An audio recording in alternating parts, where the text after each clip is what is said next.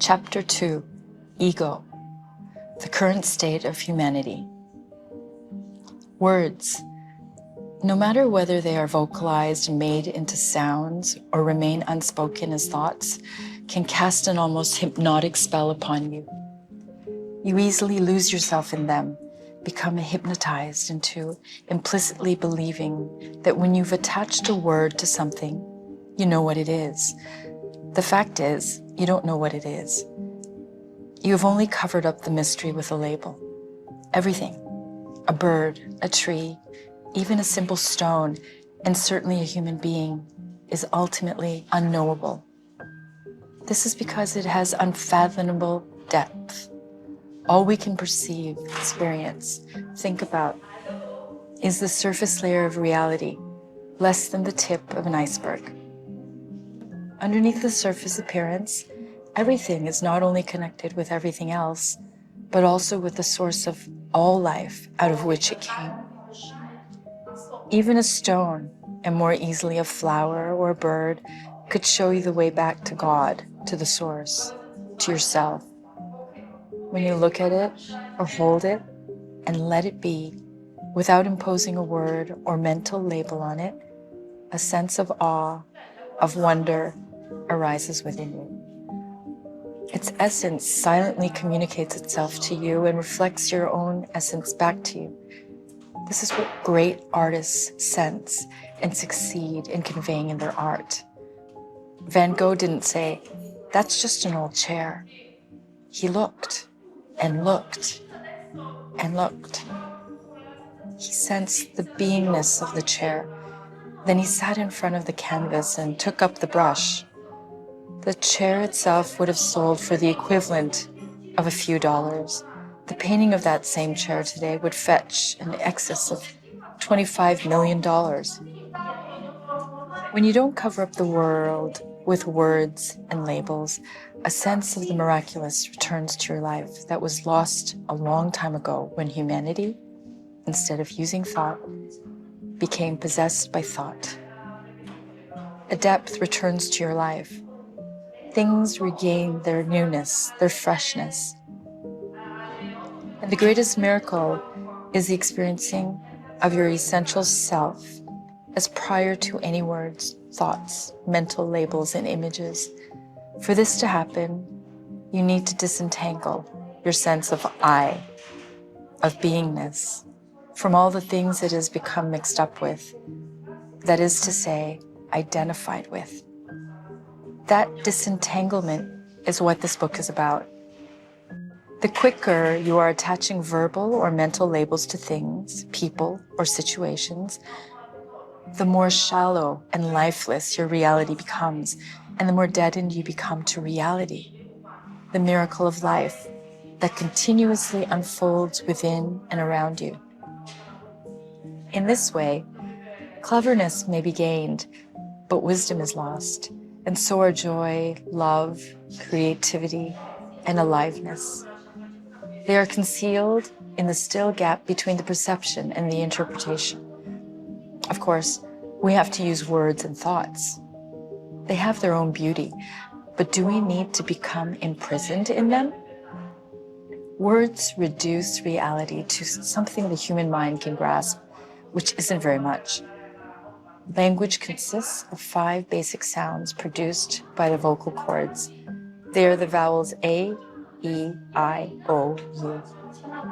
The other sounds are consonants produced by air pressure, S, F, G, and so forth.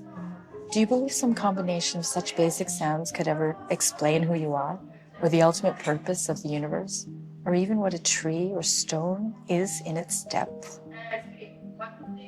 The illusory self. The word I embodies the greatest error and the deepest truth, depending on how it is used. In conventional usage, it is not only one of the most frequently used words in the language, together with the related words me, my, mine, and myself, but also one of the most misleading. In normal everyday usage, I embodies the primordial error, a misperception of who you are, an illusory self of identity. This is the ego. This illusory sense of self, is what Albert Einstein, who had deep insights not only into the reality of space and time, but also into human nature, referred to as an optical illusion of consciousness. That illusory self then becomes the basis for all further interpretations, or rather misinterpretations of reality, all thought processes, interactions, and relationships. Your reality becomes a reflection of the original illusion. The good news is, if you can recognize illusion as illusion, it dissolves. The recognition of illusion is also its ending. Its survival depends on your mistaking it for reality. In the seeing of who you are not, the reality of who you are emerges by itself.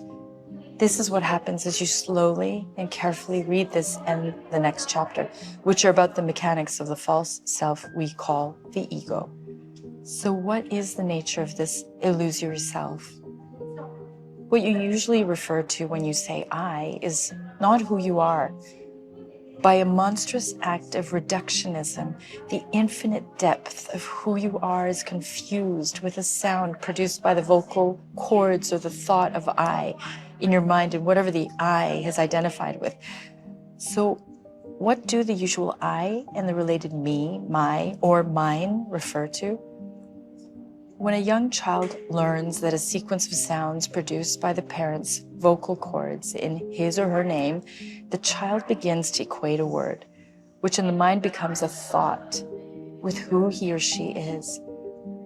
At that stage, some children refer to themselves in the third person.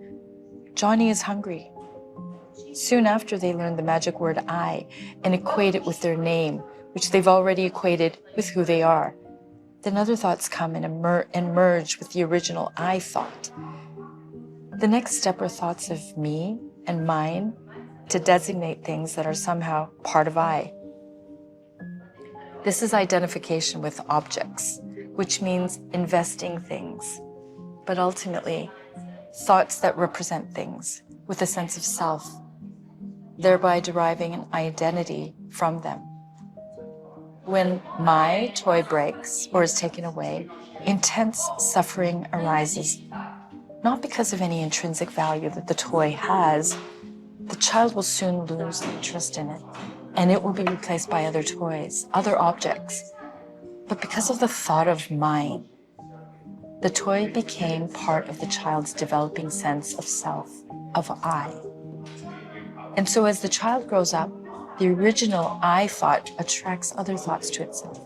It becomes identified with a gender, possessions, the sense-perceived body, nationality, race, religion, profession. Other things the I identifies with are roles: mother, father, husband, wife, and so on, accumulated knowledge or opinions, likes and dislikes, and also things that happened to me in the past, the memory of which are thoughts that further define my sense of self as me and my story. These are only some of the things people derive their sense of identity from. They are ultimately no more than thoughts held together precariously by the fact that they are all invested with a sense of self. This mental construct is what you normally refer to when you say I. To be more precise, most of the time, it is not you who speaks when you say or think I, but some aspect of that mental construct, the egoic self. Once you awaken, you still use the word I, but it will come from a much deeper place within yourself. Most people are still completely identified with the incessant stream of mind, of compulsive thinking, most of it repetitive and pointless. There is no I, apart from their thought processes and the emotions that go with them. This is the meaning of being spiritually unconscious. When told there is a voice in their head that never stops speaking, they say, "What voice?" or angrily deny it, which of course is the voice, is the thinker, is the unobserved mind. It could almost be looked upon as an entity that has taken possession of them. Some people never forget the first time they disidentified from their thoughts and thus briefly experience the shift in identity from being the content of their mind to being the awareness in the background. For others, it happens in such a subtle way, they hardly notice it, or they just notice an influx of joy or inner peace without knowing the reason.